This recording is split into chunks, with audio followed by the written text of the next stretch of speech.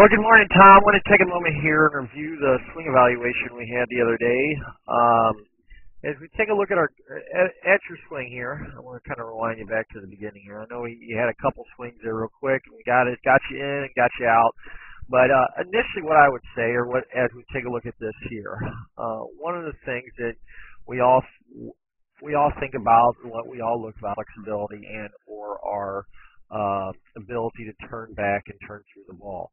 Now, when I say this and what I'm discussing here is, one, on the left-hand side, when we take a look at your picture here, as you get to about right here, you can see from right about here, you become all arms and hands as you take the club up. So as you take the club up then, you kind of see how this right knee buckles down a little bit. The right heel comes up off the ground. And as you go to turn back through, everything else is kind of pulling it back down and through. You'll almost see that left hand right here start to bring the club down. Because watch what happens here. When we take the club from here, you can watch how much it changes its angle as it comes down. You can just kind of see how the hands have almost, you start releasing the club from the top of your golf swing. And what I mean by that, too, is another angle. We can take it here, show you the angles and how the angles get less and less. Here,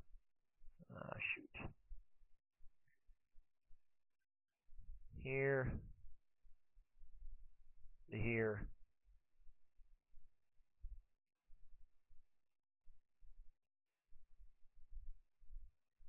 here to here, here to here, and you've almost released it completely before you get to the ball. By seeing this and by thinking about this, what we're looking to do here is to try to retain that position. Now, obviously, I'm not expecting you to do it all the way, but I'd like to see just a little bit more of that left hand. Hold this position down, and then this goes back to what I talked about, the flexibility. Maybe working on, like if I worked with you, I'd work on, working on trying to get just a little more flexibility so as you turn up to the top of your golf swing, we're not lifting that right foot up off the ground. We're not bringing that right knee in.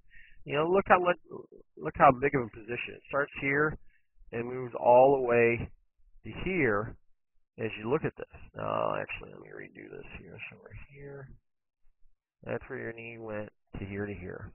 Now compared to if we sat there and looked at, let's see here, where's my Freddie Couples at? There's Fred. And what we're going to do with old Fred here, Fred likes to say, all right, today he's going to play left-handed. So we're going to flip, there's Freddie. Freddie decided he's going to play left-handed today. So as Fred takes the club back, and Fred's had issues with his back for flexibility. But the thing is, he turns up to the top here. One of the things you see here, do you see that right foot coming off the ground? That's what we're looking at here. Look at that right knee. How much did that right knee move? Fred turns it up, and then watch as he comes down. Let's take it back up here. There's that 90.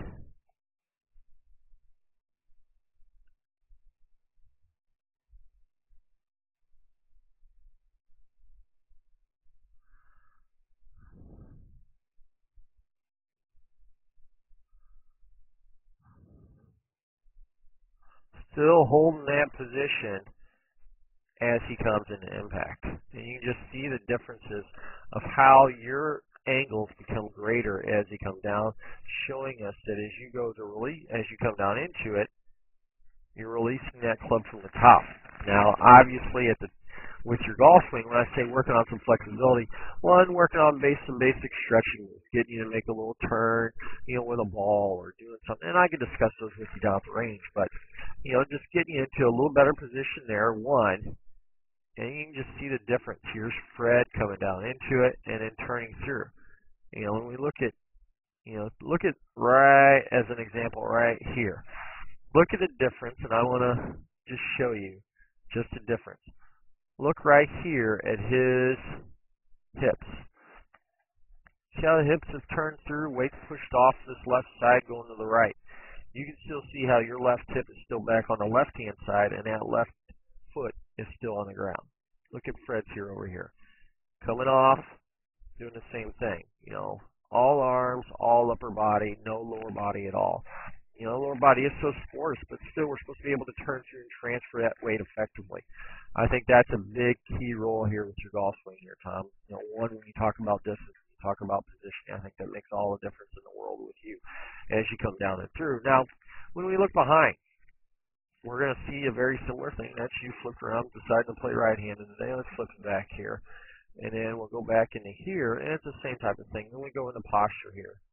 So what I would tell you, and I want to get you back into a full position here, I might work with you on a little bit, getting the chin up just a little bit. We kind of discussed that in the original position when we sat there and talked about things. Talked about getting the chin up. You said you had a little bit of bifocals. So, you know, seeing just if we get the chin up a little bit, I think correcting a little bit of your posture here as we look here, getting the weight a little more up to the balls of our feet. You know, I think that's a big thing. It's getting in an athletic stance, that athletic position as you stand over the ball and you stay consistent.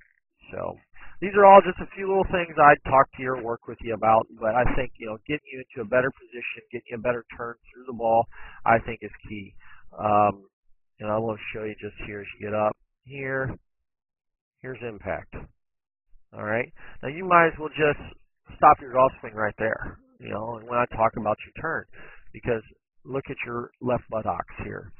Your left buttocks is not turned through, and it turns through right here at the end. So you're going to stop your golf swing right here, because everything else here is useless.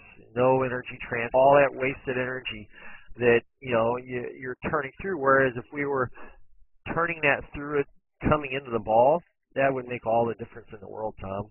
Truly, truly, truly, truly. And, you know, just to show you an individual, you know, let's go to, hold on a second here. We'll try to get someone you may know here. Where's our boy? Jay Haas. All right, Jay's going to side. He's going to play left-handed today too. So we're going to flip Jay around. Kind of show you this here. As you take the club up with Jay, taking it up to the top here. Look at the difference at impact. See how that left buttocks is turning through, hands are going through. Big difference. Look at that, weight's up off that left side. Look at that left foot.